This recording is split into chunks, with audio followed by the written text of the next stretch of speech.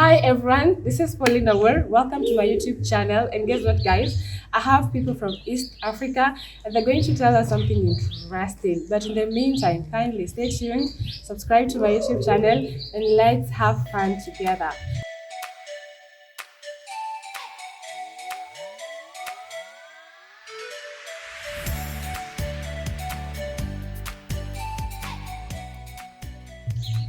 My name is Geoffrey Opondo. I'm a Jepadola by tribe.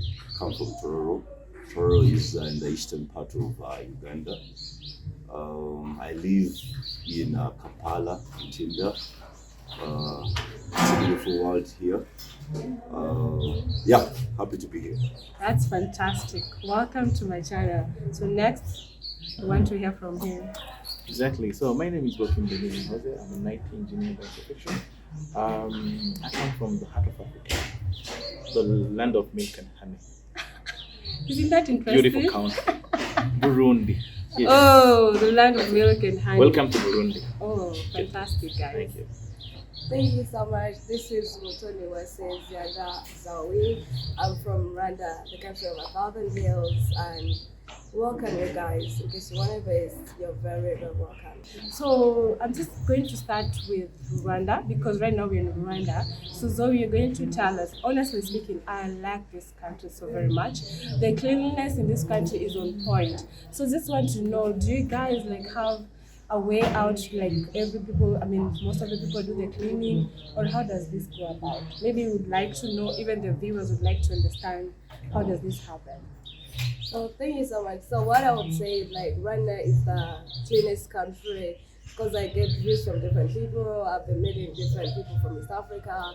So Rwanda has its own kind of culture. So we have cleanness at heart.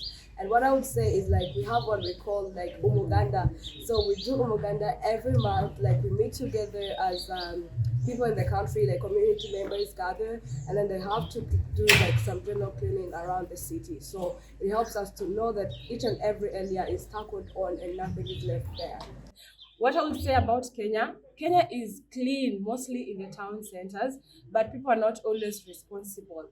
I think I like Rwanda because there's no littering, and if you try and litter, you'll definitely get arrested, that's for sure. So that's something unique in Rwanda. So when you go to Burundi, I would like to know, or viewers would like to know, why is it called the land of milk and honey, right? Okay, good. Let me first of all start why we call Burundi the heart of Africa. Yeah.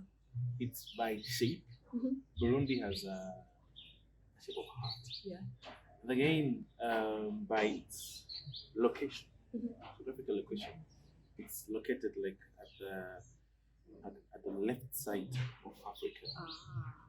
You see, Yeah. heart is here. Yeah, the heart is there. That's what we call it. Yeah. The heart of Africa by its shape, Yeah. by its geographical location. Yeah, that's it. And then the reason why we call Burundi the land of milk and honey is because wherever there is peace, wherever there is there is freedom, and I don't know, there's good things. We call it in our culture that you have milk and honey. You have everything, because for us to be happy, you have to have milk and honey. Oh. But on top of that, nowadays, that was in the 80s and 90s. And nowadays, we have added, on top of milk and honey, we have added some beer.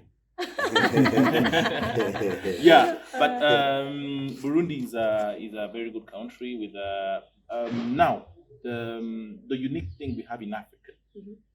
we have hospitality. Burundians, when it comes to hospitality, I know that we have our own challenges, Yeah. but when it comes to hospitality and safety in my country, you're the best in Africa. Yes, that's why I'm inviting you guys to come to Burundi. We have to come to Burundi. Another thing is, living cost in Bujumbura is very cheap. Mm-hmm. For example, with a 100 USD, Mm-hmm. you can have a 4 days You're adventure serious? in Burundi, accommodation, everything included. Wow. That's Burundi. That's Yes. a 5-star, 3-star, 6-star? I can say 3-star hotel. Okay, Yes. that's way better. And again, Burundi is very small. You can do a tour of the Okay. whole country in 4 days only. You So must it be means serious. that with a 250 USD, Uh-huh. you can tour the whole country, transport, accommodation, meals, everything included. Wow, guys, that's very Yeah, that's why we call it, interesting. by the way, Uh-huh. the land of milk and honey. Wow. Everything is in Africa. Wow, Yes. wow. I'm loving it. I think we need to plan a trip and go to, Yes. to Burundi. And again, on top of that, I'm a tour guide. My venture is called Trade Legacy Burundi. Go So- and visit my social So we media. are sorted in terms Yes, of transport we and are sorted. everything. Trade Legacy Burundi. Yeah, my social media is Bokim Benny, like Instagram, LinkedIn, everywhere. We And will- my venture is Trade Legacy. Come to Burundi. We will look for Yes. you. So let's go to Uganda. So I want you to tell me, I think I've gone to Uganda. What I've learned about Uganda is people in Uganda, they like using motorbikes. I don't know that's the best means of transportation. Maybe you want to tell us more about it? Oh, sure. Uganda, given its planning before, so first of all, it's a very crowded Yeah. city. You have over 6 million people living Yeah. in the city center alone. Now creating, because now we're just working on the roads, it makes it a little bit hard to build to build the roads and deal with people's housing and welfare at the Yeah. same time Yeah. because it's a crowded area. Yeah. Now, because of that influx of people, either international delegates, whether it is conferences, whether it is work, people just that have jobs Yeah. in the town, you have a number and tons of people in the city. Now, for you to be as fast as you can at work, you need to jump on a board. Motorbike is the best solution. Yeah, we call them boda Yeah. or bajaj. Bajaj, okay. So you need to jump onto that bajaj to make sure that you get to your destination as fast as possible. And also it is a convenient way of movement. They're cheap. They're everywhere. Mhm. It's not going to take you tons of time to order for it. So, and it's also an experience. Somebody that uses boda because they know so many shortcuts. You find so many places that you would not have maybe have known by using the main road. Thank you so much. So the difference, I think, the difference between your Bajajis and Rwandans, everyone in Rwanda, they need to have helmets. I don't know, was that a rule given by the government or is there a specific reason behind it? Sorry. What I would say is like we talked about Rwanda being clean, but it's not just being clean, it's also secure. Yeah. So when we talk about security, we talk about the internal part and the external part. Yeah. So even though you're not going to be like against anyone, Yeah. I would protect our people by knowing that each and every person, whether you're a foreigner, whether you are a use a helmet, because like it's better that you protect yourself more than being in danger and then you're going to be saying, you know what, why did I use a helmet? So here in Rwanda, one of the rules is like on a motorbike, one person. I went to Uganda and I could see like we could see people were around. Like that kind of freedom is good, but here in Rwanda we don't have that. Yeah. For us, we prefer one person on a motorbike and you have all be having your helmet on. So it's kind of a rule. So if you're going to go on a bike and you're not having your helmet, they're gonna stop you. Okay. And then the motorbike is the one to be charged. So Okay. it's not allowed. Okay. I think that's very interesting. And the beauty of all this is we all have different, unique aspect in every country. Because even also in Kenya, I think people use motorbikes, and even to some extent, when you go to the rural areas, you can get 3 people on a bike, for instance. Yeah. 3 people on a bike without helmets, so you can imagine. But the unique thing is that there's no that security when it comes to bikes, because honestly, when you see even those drivers, how they drive, oh my goodness, they drive very fast. You can attest to that. That aside, so what I've learned also in Rwanda, now that we're in Rwanda, I've seen we have like districts. I don't know if in Burundi or Uganda we also have districts or something, because I understand in Kenya we have counties and provinces. So maybe, do you want to tell us more about that? Before we Yeah, go to the Burundi side? Uganda is, I think we are now about over 130 districts. Okay. But we are normally defined by districts to create a chain of resource distribution, governance, security. So it all basically, yes, we start with the village, but the baseline of a wider area, we look at districts. So we call them districts. Yes, we have. You have districts. How about Burundi? Oh no, so now for us we have provinces, we have what we call commune. Commune. Commune. It's in French, commune. Ah. I don't know how it's called in English, but we call it commune. And also we have zones. So now we have 18 provinces, but now we are reducing it to, actually it has been reduced to only 5 provinces. Why? I think that it was for financial purposes. Yeah, you know that when you have to pay, like we call them governors provinces. Like, so imagine paying like millions of money to 18 governors. See, it's a lot of money, but now they have reduced it to 5. So yeah, we have also this commune. And also we have zones. We have 131 communes, zones. Yeah, we have a lot of zones, more than like 800 zones. Okay, that's great. So here in Rwanda, I want Zoe to tell us more about the district. But what I understand is right now we're in Rubavu district. Yes. So I don't know if we have like 10 or maybe tell us more about the district. And why do you think people have to be like different districts or something? I want to understand more about it. That's good. So what I would say about Rwanda is like we have 4 provinces adding on Kigali. So we have Kigali city, and then we have the east, the west, the south, and the north. So every district has every province has different districts. Yeah. So what we have is at the province level we have the governor, and then at the district level we have what we call the mayor. Okay. So the mayor is in charge of different cities in that district. Yeah. And then we have also for us we have more than, so we also have another when you go down the district level, now you find what you have sectors in the district. Yeah. And after sectors, then the community people. And then what he said in Burundi, they have zones. So also we have what we call zones. Okay. So where you find people in the same community, 10 households or 15 households. So you have a leader of those 15 households. Alright. And then this person has to communicate to the sector, and then the sector, the district. So why we do this is because it helps people. And for example, if you're a new person in the community, so the mayor is not going to know that I'm living in Rubavu right now. But then if I get there, so the zone person is going to help me get to know the people, get to know the rules, get to know in case I have any problem. So there's easy communication and easily you know where to take your question, your problem to someone. So when people are visiting, for example, and then they're staying in a particular place, that's the first person to visit.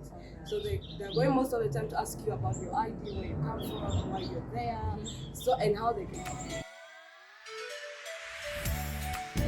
Uganda has over 40 tribes.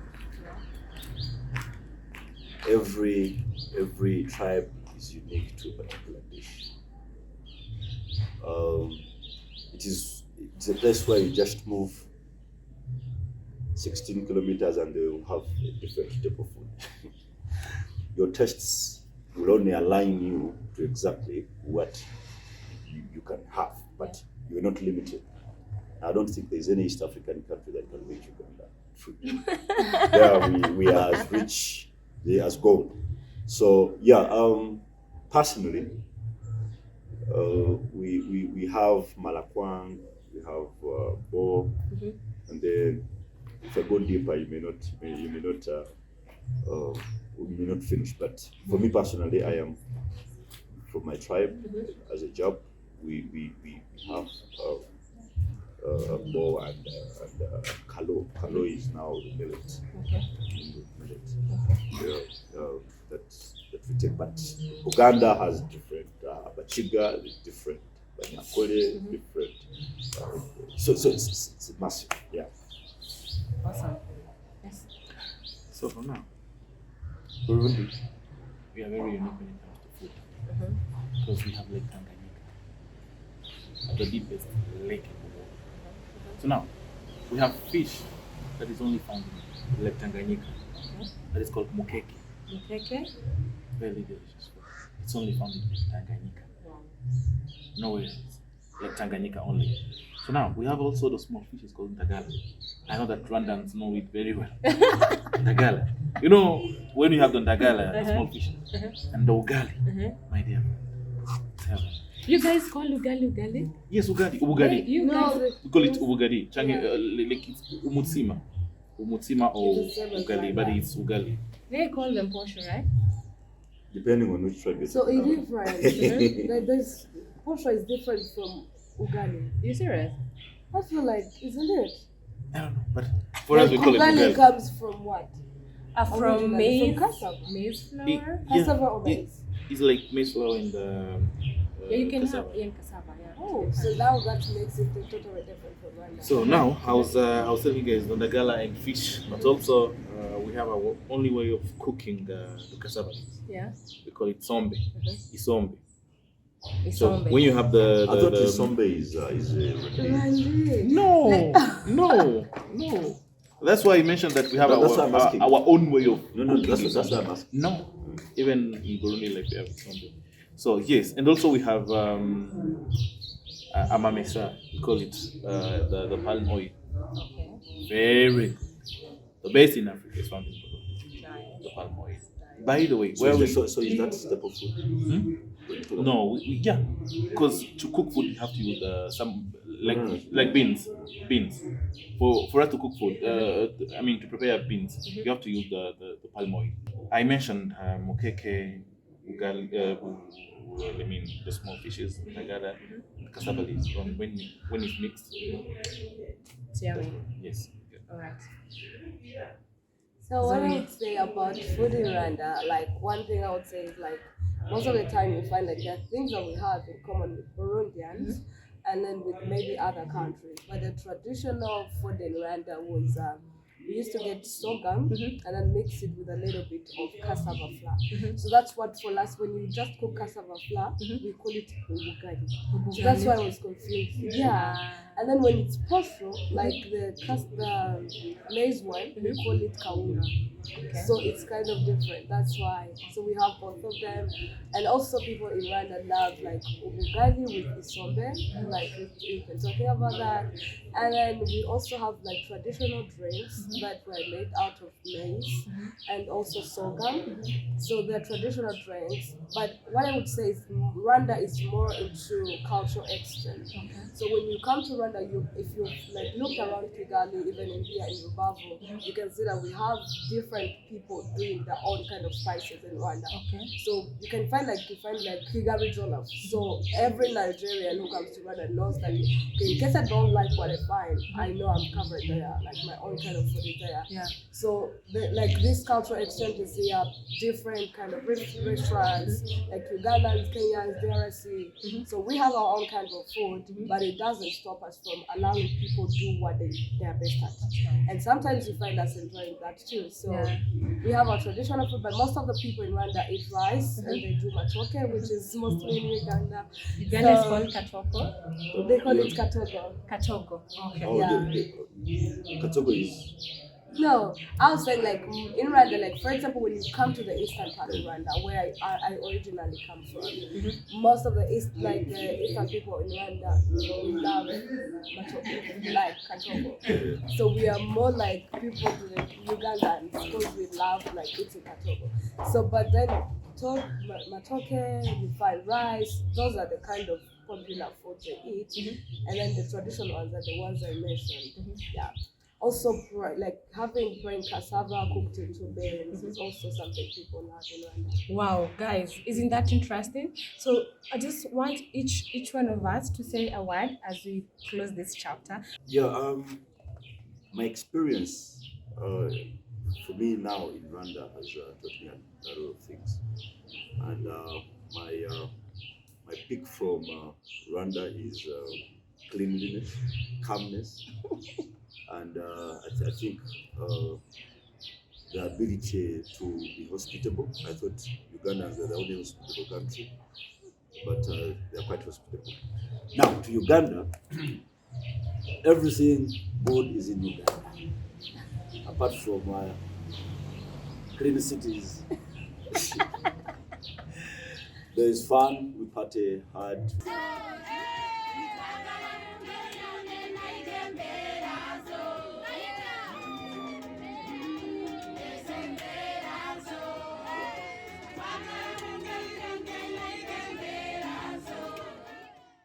We have the freedom, the security. It's quite something. We are as hospitable. You can't take that away from us. And I think you'll have a very good experience here in Uganda. And I thank the host for allowing us to have this conversation. I also thank everyone, but I'll come to that later. So, Burundi, the last words, what do you want to tell the audiences outside? When it comes to Burundi, I'm inviting you guys to visit Burundi. Also, we have so many business opportunities in Burundi. We come and do businesses. We need investors. We need money. We need foreign currencies. Okay, so now we have so many business opportunities. Ugandans have understood that, and Kenyans, they are making billions of money in Burundi. So you come, yeah. So now, yes. That's it. Welcome to Burundi. Yes, Rwanda. Thank you so much. One of the best things I'll say is like I feel Though I've safe. marketed for you already. So I was going to say that I feel so safe and happy that Dave had his best moment in Rwanda, and so Rwanda is secure, guys. It's really secure, and I would say it's this country like that has been developing so fast, and so as he talked about business, it's so welcome to invest in Rwanda. And I would also add the fact that Rwanda is not just like we're not just there. We're hospitable. We have different events that someone would enjoy. I want to talk about summertime. Guys, if you want to have the best summertime, come to Rwanda. Rubavu is waiting for you. We have a lake here. We have different events going on. In September, we always carry out, because I really wanted to mention this because we are in Rubavu. Yeah. So close to Musanze, we have an event called Kwitizina. Kwitizina? Yeah, Kwita Izina. So it's a naming ceremony that happens here. We name the baby god leaders. So every September we have that big event. That's a Ugandan concept. In Tuniji, yeah. So we gather in Tuniji, and then these baby god leaders are going to be taken care of and being given names. So I actually have a baby god leader. We have the same name. Like she's a namesake. So guys, you're What's her name? welcome. She's called Motoni. So guys, you're welcome to have fun in Rwanda. We'll be very, very willing to host you. Murakoze. Wow, that was very interesting. And what I've learned in Rwanda, most of the people here that have said about cleanliness. Immediately I landed in Kigali. Oh my goodness, I liked this. The cities are very clean. Everything is well kept, and I'm super happy to make friends with people here. I've been to Uganda, but if I would met him before, then maybe my trip would be even more nicer, right? Now that I'm planning to go to Burundi, I have my guy here, and the trip is going to be super fun. And to Zoe, this has been fun. We all like staying here, and we wish we could come more. I wish we could come again and explore even the past that we've not visited. I'm super excited, and I'm truly happy for all of you willing to feature in this YouTube channel.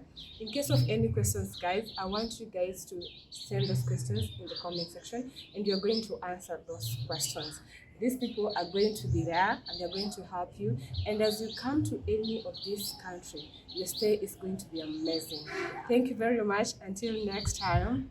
Bye. We have to say bye. Asante. Guys. Murakoze, Bye, right? Murakoze. Murakoze. So on my right, I have. Uganda. On my left. Burundi. Your left was this side. Right was this Oh side. my Jesus. Leo utapoteza subscribers. Oh my Jesus. Thank you very much. Thank you.